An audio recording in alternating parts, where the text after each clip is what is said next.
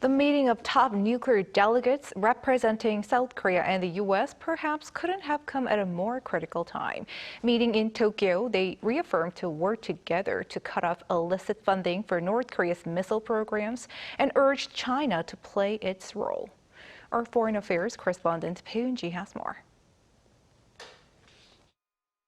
Following the recent series of ballistic missile launches from North Korea, South Korea's top nuclear envoy Kim Gunn held a meeting with his American counterpart Sung Kim in Tokyo, where they strongly condemned the regime's nuclear threats that have been raising tensions on the peninsula.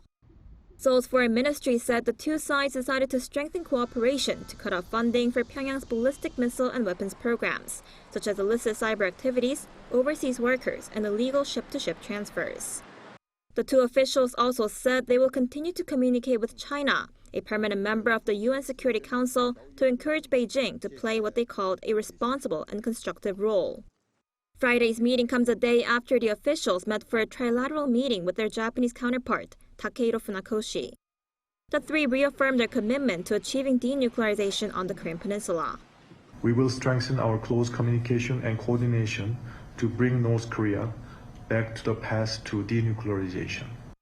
One expert told Arirang that because of the COVID-19 situation and the economic sanctions on North Korea, illicit cyber activity involving IT workers is one of the very few ways for the regime to find hard currency.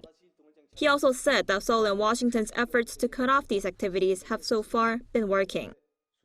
So South Korea and United States detected this whole situation and tried to block all those illegal activity of the North Korea, and it's quite successful so far.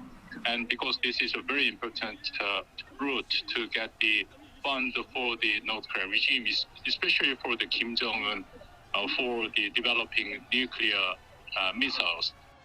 In April, South Korea and the U.S. simultaneously slapped sanctions on a North Korean banker tied with the North's illicit cyber activities, making it the first time that the two countries have both simultaneously imposed sanctions on the same individual in the cyber field. Bae Eun-ji, Arirang News.